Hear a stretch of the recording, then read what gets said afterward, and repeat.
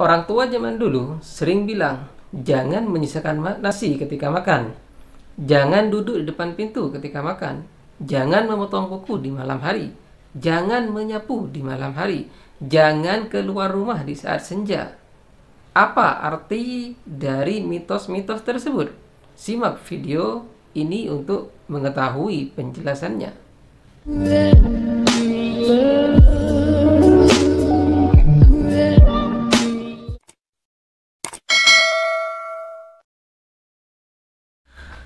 Bismillahirrahmanirrahim. Assalamualaikum warahmatullahi wabarakatuh. Apa kabar teman-teman sekalian? Jumpa lagi dengan saya di Klinik TV.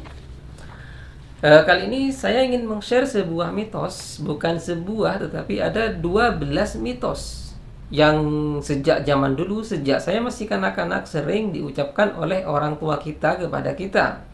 Salah satu contohnya, ketika kita makan, orang tua akan selalu bilang, jangan menyisakan nasi ketika makan atau membuang-buang nasi.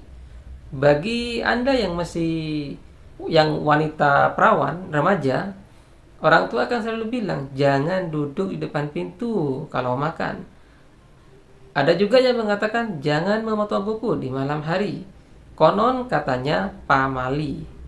Nah, itulah beberapa mitos yang hingga saat ini masih dipercaya dan masih diucapkan oleh orang tua kepada anak-anaknya. Kira-kira apa tujuan dibalik mitos-mitos tersebut diucapkan oleh orang tua zaman dulu kepada anak-anaknya, termasuk kepada kita ketika kita masih kecil? Di video ini akan saya jelaskan 12 mitos yang sampai saat ini masih dipercaya dan masih dilakukan atau diucapkan sebagai sebuah ajaran moral, sebagai sebuah pengajaran kepada anak-anak. Yuk simak penjelasannya berikut ini ya. Yang nomor 1, mitos larangan menyisakan nasi ketika makan. Orang tua zaman dulu sering mengatakan, hei nak, kalau kamu makan, jangan menyisakan nasi. Nanti nasi yang tersisa itu akan menangis.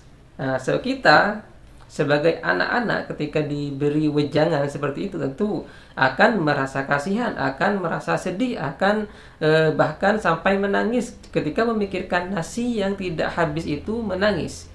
Nah, pengajaran ini sebenarnya ini sebuah mitos dan tidak pernah terbukti secara ilmiah kalau ada nasi yang tersisa akan menangis. Tetapi ada hikmah di balik mitos ini. Salah satunya adalah ajaran menghargai makanan. Ya, dengan mitos ini, orang tua zaman dulu ingin memberikan pengajaran kepada anak-anaknya, termasuk kita generasi sekarang, bahwa kita harus menghargai makanan. Nasi adalah makanan, dan makanan di sini tidak hanya nasi saja kalau kita maknai secara luas, tetapi seluruh bahan pokok yang bisa dimakan. Nah, kita harus menghargai itu. Kenapa? Karena makanan adalah sesuatu hal anugerah rezeki dari Allah Subhanahu wa taala kepada hambanya, kepada seluruh umat manusia. Dengan rezeki itulah kita bisa hidup, kita bisa kenyang, kita bisa makan. Karena itu kita harus menghargai makanan tersebut. Di saat banyak tetangga-tetangga, saudara-saudara kita yang kelaparan, yang tidak bisa makan, kemudian kita harus betul-betul menghargai makanan. Nah, disitulah kalau saya memaknai pesan atau hikmah dibalik dari mitos larangan menyisakan makanan ketika makan. Jadi, walaupun ini cuma mitos, hikmah dibalik mitos ini sangat penting untuk dijadikan bahan ajaran atau bahan didikan kepada anak-anak kita atau generasi muda di masa mendatang, agar mereka lebih menghargai makanan atau menghargai rezeki yang telah diberikan oleh Allah kepada kita. Yang nomor 2, dilarang duduk di depan pintu ketika makan. Mitos ini terutama diperuntukkan bagi anak-anak perempuan, bagi remaja perempuan, bagi orang perempuan perawan atau belum menikah. Kenapa? Karena konon orang tua zaman dulu mengatakan kepada kepada putri-putrinya yang suka makan di depan pintu, itu dikatakan bahwa bila duduk di depan pintu sambil makan, maka akan jauh dari jodoh. Maka jodohnya tidak akan pernah datang, sehingga akan menjadi perawan tua. Tentu saja anak-anak zaman dulu, anak-anak sekarang mungkin masih percaya ketika diberi mitos seperti ini mereka akan takut makan sambil duduk di depan pintu. Lantas apakah benar makan duduk di depan pintu sambil makan itu menjauhkan kita dari jodoh? Secara ilmiah tentu tidak terbukti karena ini adalah sebuah mitos. Tetapi ada satu hikmah yang bisa kita petik dari mitos ini. Apa?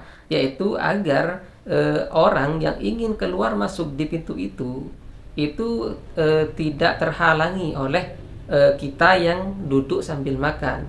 Bayangkan saja ketika kita duduk di depan pintu sambil makan, ketika ada keluarga kita, orang tua kita, saudara kita ingin keluar masuk di pintu itu, tentu saja mereka tidak akan bisa masuk atau tidak akan bisa keluar karena ada orang yang sedang makan dan melangkahi makanan, atau istilahnya ya makanan dilangkahi ya, itu dalam Islam adalah sesuatu hal atau perbuatan yang tidak dibolehkan.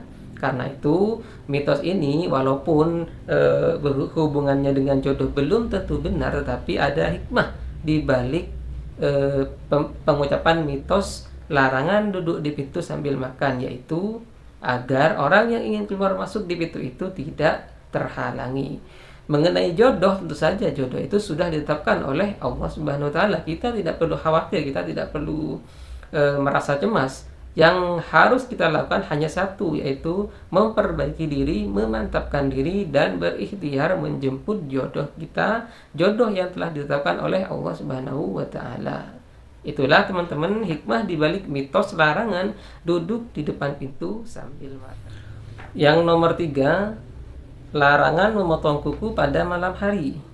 Ini juga mitos. Mitos itu tidak bisa dibuktikan secara ilmiah, tapi ada orang yang meyakininya. Nah, kenapa kita dilarang memotong kuku pada malam hari? Konon orang zaman dulu memitoskan perbuatan ini dengan kematian, erat dengan kematian. Ketika kita memotong kuku di malam hari, maka kita diyakini atau dimitoskan akan mengikuti orang tua kita yang sudah meninggal, yang artinya kita akan berumur pendek. Apakah itu benar? Tentu saja dari sisi Islam, umur itu adalah salah satu takdir yang sudah ditetapkan oleh Allah Subhanahu wa taala untuk setiap makhluknya. Tidak ada yang bisa lari dari kematian kapanpun itu. Jangankan orang tua yang sudah sangat sepuh, anak-anak remaja sekalipun kalau sudah waktunya, kalau sudah sampai ajalnya, maka dia akan mati. Karena itu mitos ini menurut saya dari sisi Islam tidak ada hubungannya dengan kematian. Lalu kenapa orang tua zaman dulu mitoskan hal tersebut? Karena memang perbuatan memotong kuku di malam hari itu perbuatan yang kurang baik.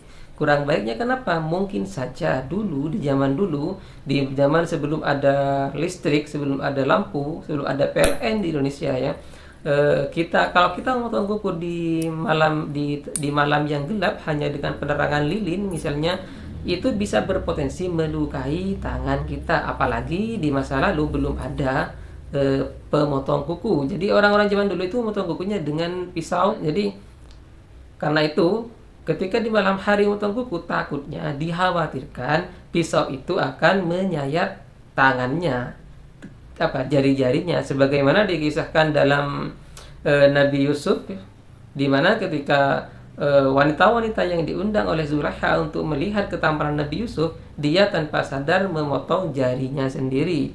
Nah, ditakutkan mungkin dimitoskan kenapa malam hari dilarang untuk kuku, takut nanti jarinya terpotong atau tersayat oleh pisau tersebut. Inilah hikmah yang mungkin bisa kita petik dari mitos ini. Yang nomor 4, dilarang menyapu pada malam hari. Ini adalah termasuk mitos yang sampai saat ini masih dipercaya oleh orang-orang zaman modern.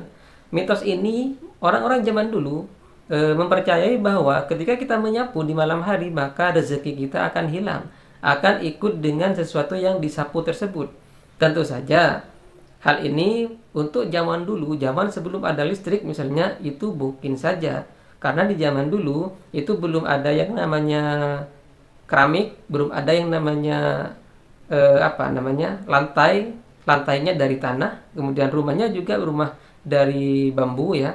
Karena itu ketika ini dimitoskan, maka banyak orang yang percaya bahwa menyapu di malam hari itu dapat menghilangkan rezeki. Nah, lalu bagaimana penjelasannya secara ilmiah? Sebenarnya baik dari sisi ilmiah maupun dari sisi Islam itu tidak ada hubungannya antara menyapu di malam hari dengan rezeki. Karena rezeki dalam Islam itu sudah termasuk salah satu takdir atau salah satu suratan takdir yang telah diatur dan ditetapkan oleh Allah Subhanahu wa taala untuk setiap makhluknya. Nah, kenapa orang zaman dulu mengeluarkan mitos ini? Mungkin saja ini hanya kemungkinan ya. Hikmah di balik mitos ini adalah mungkin saja ada harta benda kita semacam sesuatu yang berharga, misalnya entah itu uang zaman dulu misalnya, atau perhiasan atau apa, itu terjatuh ke lantai tanah. Kemudian ketika kita menyapunya di malam hari yang otomatis belum ada penerangan, belum ada lampu, belum ada listrik, dan penerangannya hanya berupa obor atau lilin kecil atau lampu tempel, maka dikhawatirkan harta benda yang jatuh ke tanah itu tidak diketahui sehingga disapu keluar rumah. Ketika sudah disapu keluar rumah, otomatis dia akan bercampur dengan sampah dan akan dibuang. Karena itu bisa saja mitos ini dimaksudkan agar harta benda kita yang jatuh tidak sampai bercampur dengan sampah dan dibuang. Karena ketika dibuang otomatis itu mengurangi rezeki kita. Inilah kalau saya memaknai pesan atau hikmah dari mitos larangan menyapu di malam hari. Yang nomor 5, larangan keluar ketika senja atau ketika matahari terbenam. Nah, ini juga oleh orang-orang modern dikatakan sebagai mitos. Tetapi dalam Islam mitos ini ada benarnya. Karena apa? Saya sendiri sependapat bahwa keluar di waktu senja atau ketika sesaat sebelum matahari tenggelam itu adalah konon dalam ajaran Islam itu adalah waktu keluarnya setan. Jadi ketika kita keluar di senja, terutama untuk bayi atau orang yang sedang hamil, maka dikhawatirkan dia akan terganggu atau diganggu oleh setan-setan yang sedang mulai keluyuran di alam untuk menyambut datangnya malam.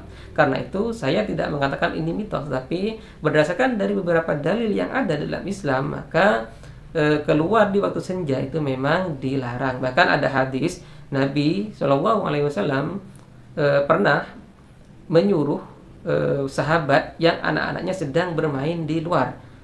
Ketika Nabi melihat anak-anak pada waktu senja, pada waktu hampir terbenamnya matahari masih bermain di luar, Nabi memerintahkan orang tuanya agar menyuruh mereka masuk ke dalam rumah, dan Nabi juga meminta agar menutup rumah kita, menutup pintu rumah.